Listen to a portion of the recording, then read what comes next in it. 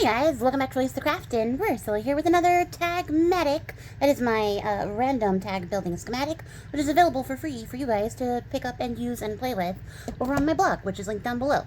So, no preamble, we're jumping in. I'm going to link the intro video if you want the whole explanation on what we're doing here. If you missed that, it'll be linked. Moving on, we're going to make a tag. I'm excited. I would love to make a tag, and I would love to get out of the rut that I have been in every time I try to roll for a style. So, let's see what we get today. I got my pen, my paper, my dice. We're ready to go. So, I'm a little nervous. Here we go. We're going to pick a style. Please don't be an 8. Oh, it's a 5. We're doing nature. Hooray! Curse is broken. And now we're going to pick a material. It is a 3, which is scrapbook paper.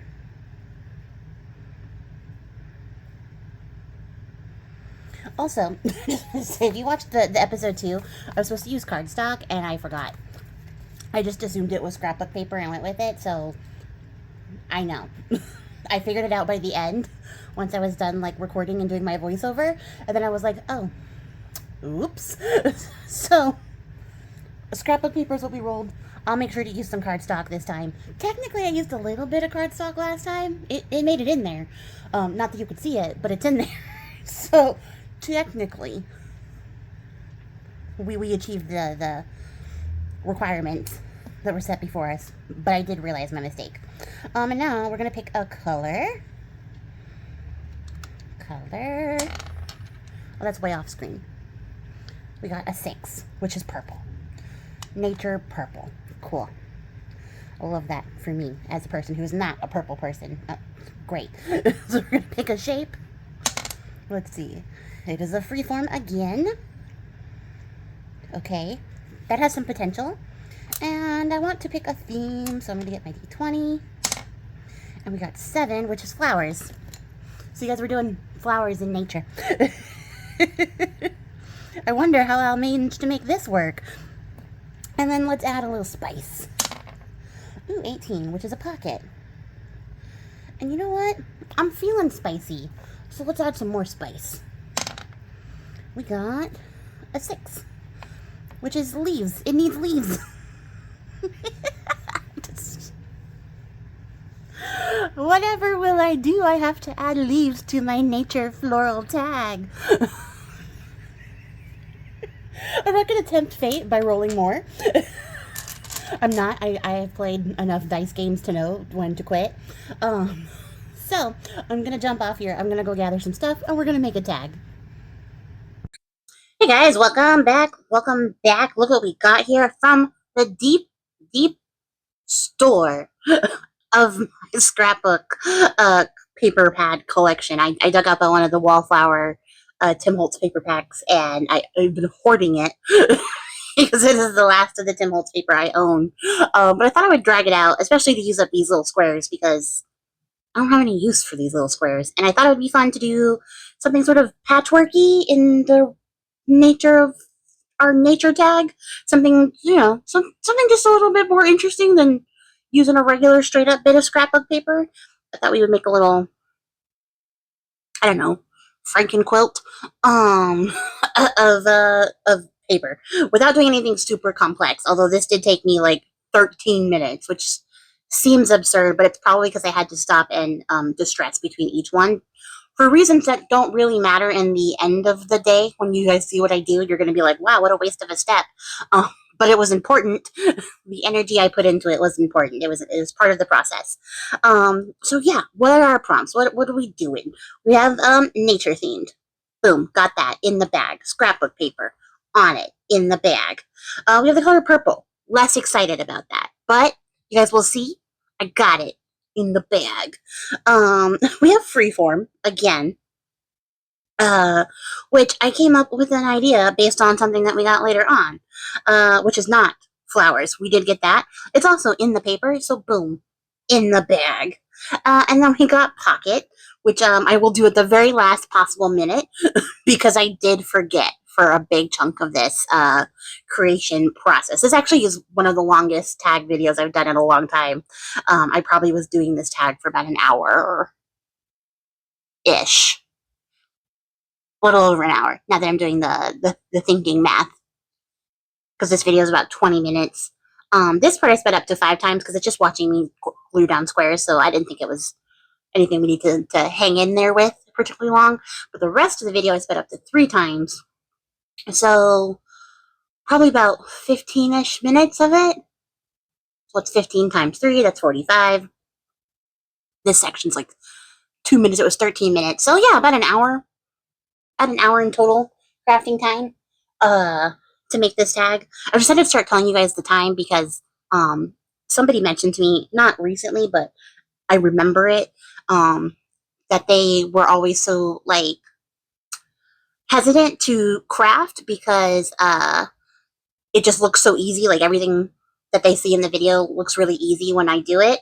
And you know, they were a little intimidated by the idea because it wasn't going to be easy for them. It was going to take them a long time. And I was like, no, baby. Like, I'm a slow crafter, but like, I understand if you're watching me do something in sped up mode, it looks like I'm a very fast crafter and things come very easily, but it doesn't. So I started deciding that I'm going to try to say as often as I can remember to how long it takes me to make these things, so that you guys know that it's not just like I'm sitting here knocking stuff out of the park every 10 minutes, you know, like it's just not how it happens. I'm a very slow crafter. So yeah, these 2 tags took me an hour because I decided to make 2 because I had all this paper. Where was I? So yeah, pocket, I'm going to do that at the very end as a last minute thought because I thought about it at the last minute. And leaves was the spice, the other spice that we got, because we made this extra spicy, double spice. And I decided because it was leaves was the spice, I would make them leaf shape, freeform. Boom, done. Got it in there. There's also leaves in the scrapbook paper, so that also helps. But then I was like, okay, you could do this, and then you could just like stick your focal image down and be done. And that would be it.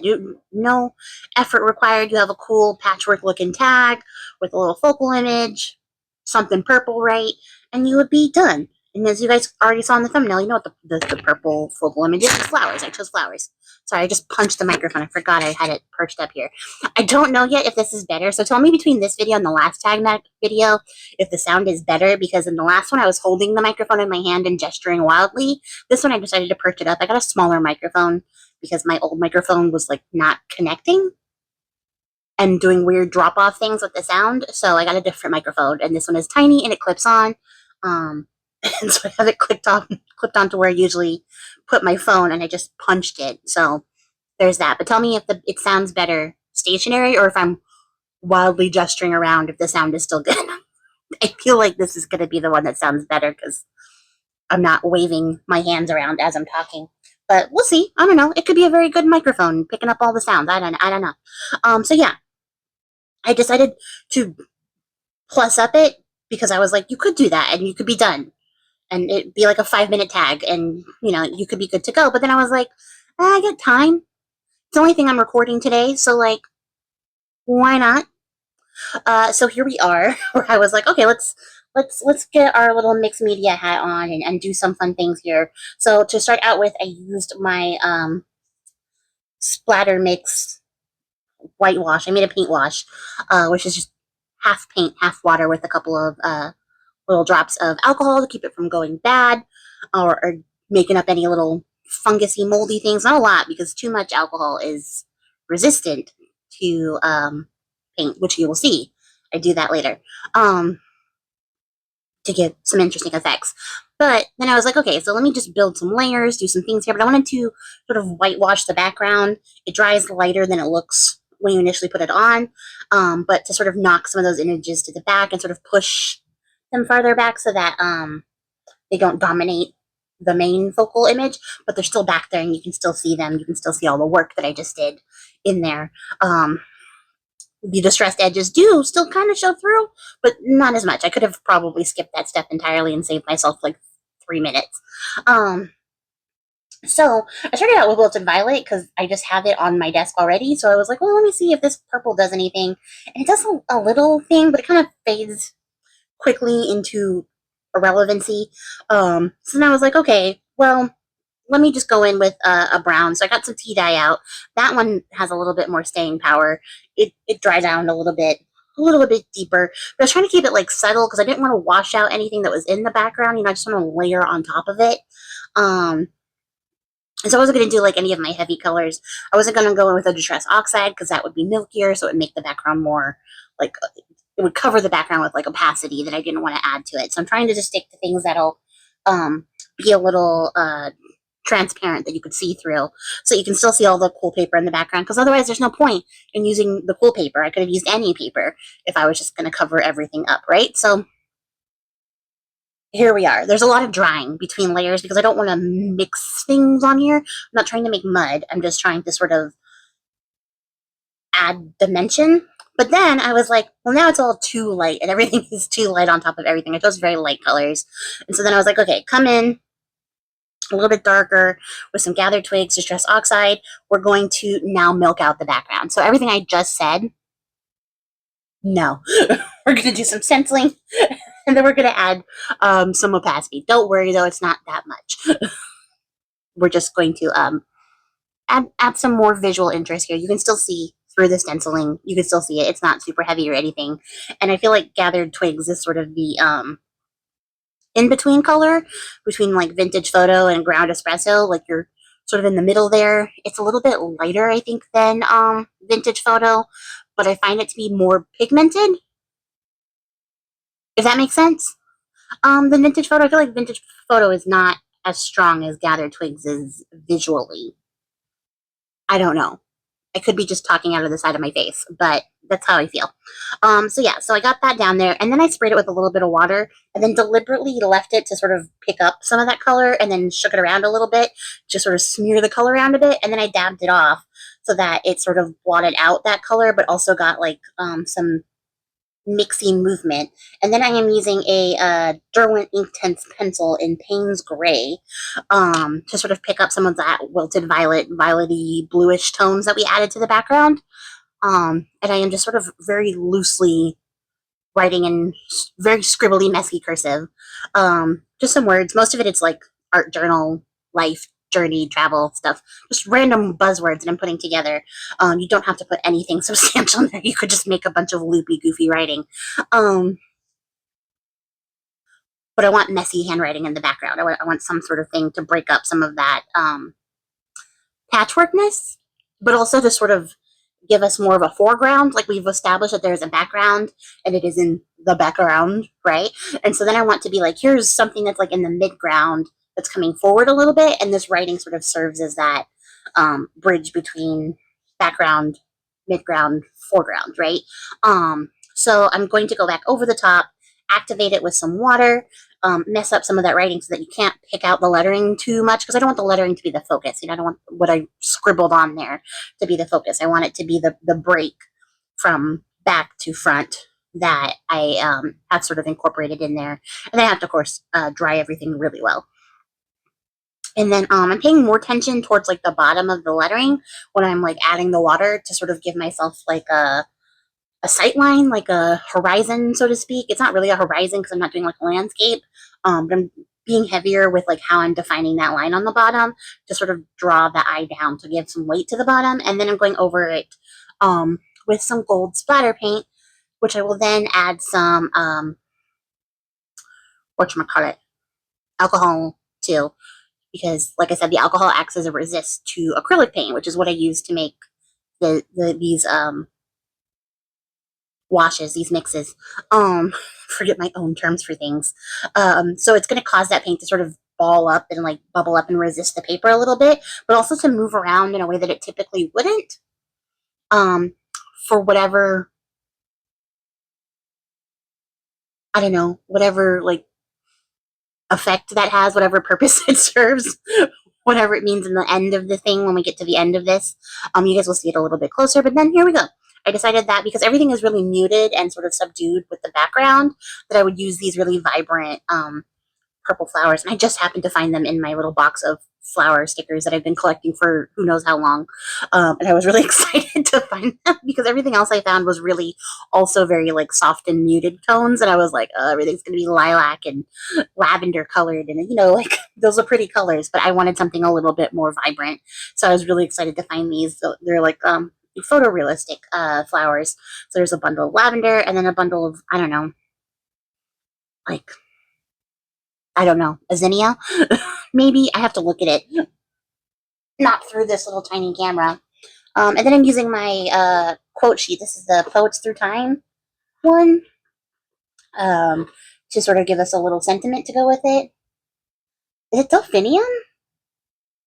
I think it's delphinium. No. I don't know. I don't know. I'm acting like I know all the flower names. I just know words and stuff and things. Maybe it's a Cosmo. Now I gotta go look it up afterwards. Dang it. I know that some of you guys are former florists. You'll tell me. I know that they're very familiar looking, and I just can't place what their name is, and I'll probably remember at 3 in the morning and be like, oh my god, it was this the whole time. It was an aster. But I don't know, because I cannot picture any of these flowers in my head. I'm just saying flower names now.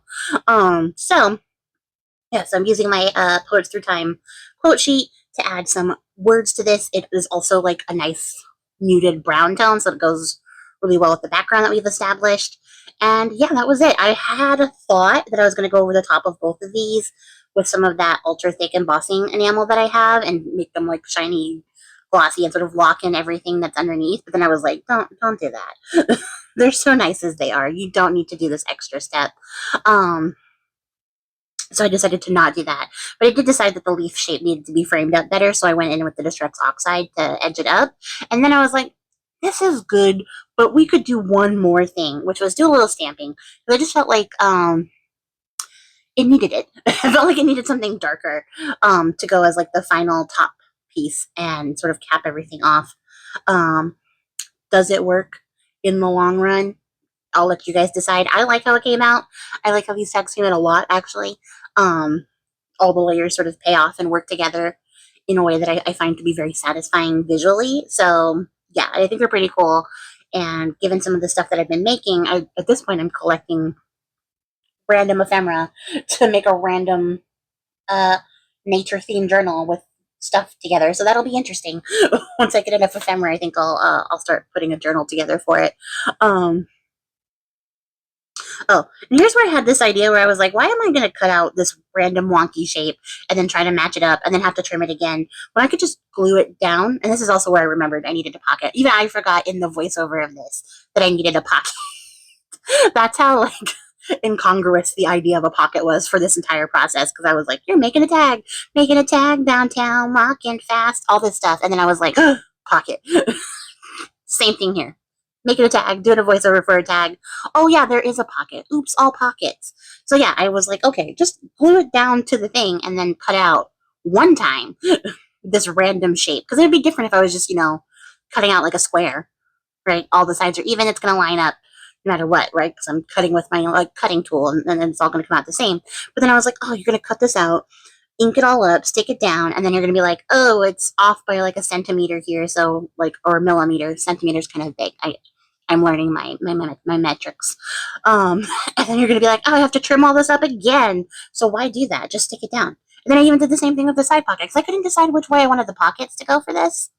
And because I was at the end of it, I didn't care. I just wanted to be done. So I was like, well, let me try out both and then see which one I like better. I like the long ways pocket better than I like the short ways pocket. And I was a little bit mad once I stuck this down and looked at it. After I cut it out, I was like, you should have just done this for both sides. Look, this would have been so much better. But it's okay. It is what it is. It doesn't even matter because it's just a pocket at the back. Who cares? Although I will say this was a fun process. I did like this. I liked putting on my little mixed media hat to do something a little bit more complex than just sort of slapping some stuff down. Because I could have just done like a little simple collage on the front of these and been like, all right, we're good. And that would have been fine. But I wanted to do something a little extra, so I did this. And then looking at the back of these together, I was like, these look like almonds. You guys see it? They're very almond on the back. They're leaves on the front, almonds on the back. And, if that's not multi-purpose, double like theme tag and what is. Um, so I was like, yeah, I'll do a little stenciling in the back here just to sort of give it some visual interest and do something with it. So it's not just straight up and plain. I do come back and end up stamping um, with the stamps that I used on the front, just sort of tie it in together and give it a little bit more. But then I was like, oh yeah, the spice was it needs leaves. So we'll do some more leaves and then we'll fill up that. And then it also sort of covers up all the stuff that I dragged the back of this tag through. It makes it less obvious that I dragged this tag through a bunch of paint and ink and things at some point. I mean, it's still there, it didn't go away, but at least it sort of blends into the background of this a little bit more. And then there's something to look at here. So yeah, we did our spice. We did every single one of the prompts, and I had so much fun with the Tagmatic on this one. I thought it was really great. This is a really fun exercise for me because I'm making things that I like, which is surprising. But I'm also doing things that I don't think I would ever normally do. Like, not to say I would make a leaf-shaped tag, but I just wouldn't make it like this. Um, and I think that's the fun part of the Tagmatic. So let me know what you guys think, and I will catch you all in the next one. Until then, I appreciate your faces. Happy crafting, and don't forget to go pick up your Tagmatic schematic.